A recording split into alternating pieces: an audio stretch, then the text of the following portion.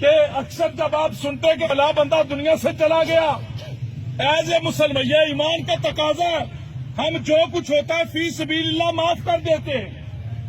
اب لوگ کہتے ہیں چلو جی خدا کی رضا کے لیے معاف کیا، لیکن کبھی دنیا کے اندر بیٹھے ہوئے وہ مظلوم جب اس ظلم کو یاد کرتا ہے تو ادھر عذاب والے فرشتے اس کی ظالم کی قبر کے اندر آن پہنچتے ہیں اور اسے عذاب دینا شروع کر دیتے ہیں۔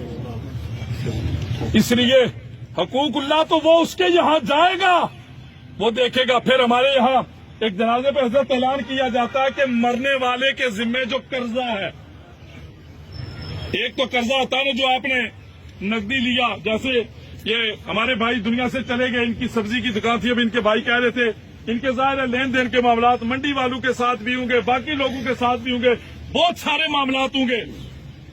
وقتی طور پر آپ ایسے کریں، اگر کہیں یہاں پہ ان کے جتنے لین دینے والے موجود ہیں وقتی طور پر آپ فی سبیل اللہ اسے معاف کر دیں۔ جنازے کے بعد ان کے بھائی موجود ہیں، اولاد موجود ہے، آپ ان کے ساتھ بیٹھے حساب کتاب لیں، اور آپ کو طلب کرنا تھا طلب بھی کر سکتے ہیں، دینا تھا دے بھی سکتے ہیں، لیکن یہ قرضہ تو اولاد چکا دے گی، آپ کا مالی قرضہ اولاد چکا دے گی۔ لیکن جس مظلوم پہ آپ ظلم کر کے چلے گئے، غور کریں وہ قرضہ کون چکائے گا؟ آپ کسی کی غیبت کر کے چلے گئے، وہ قرضہ کون چکائے گا؟ آپ کسی کا حق مار کے چلے گئے، وہ قرضہ کون چکائے گا؟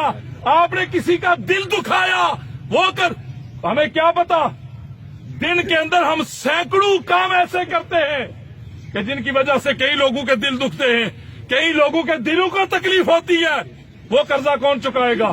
وہ قرضہ کون معاف فرمائے گا؟ وہ قرضہ کس سے معاف کروایا جائے گا؟ کسی کو پتا چلے گا تو کو معاف کروائے گا نا بھائی۔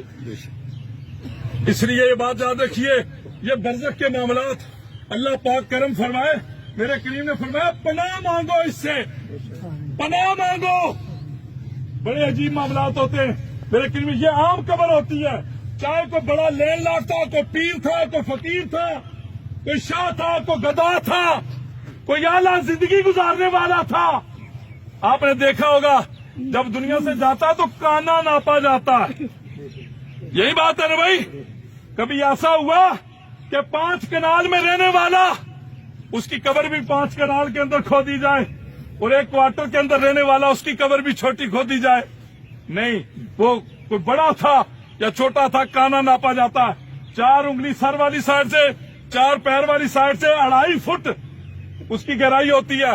وہ ایک گڑھا کھود کے وہ پیر صاحب تھے تب، یا کوئی مانگ کے کھانے والا تھا تب، کوئی لگژری زندگی گزارنے والا تھا تب، یا جھونپڑی میں رہنے والا تھا تب اس کے اندر رکھ دیا جاتا ہے۔ اب اگلی بات سنیں، میرے کریم نے فرمایا وہ جو 2.5 فٹ کا گڑھا ہے، غور کیجئے گا، توجہ چاہوں گا آپ کی، میں بات کو کلوز کرنے لگا ہوں۔ وہ جو 2.5 فٹ کا گڑھا ہے، میرے کریم نے فرمایا یا تو اسے 70 گز مشرق اور مغرب کی طرف کھول دیا جاتا ہے اور جنت کی کھڑکیاں کھول دی جاتی ہے، یا پھر اسے اتنا کلوز کر دیا جاتا ہے کہ مردے کی پسلیاں ایسے کراس ہو جاتی ہیں اور جہنم کی آگ، جہنم کے دروازے کھول دیے جاتے ہیں۔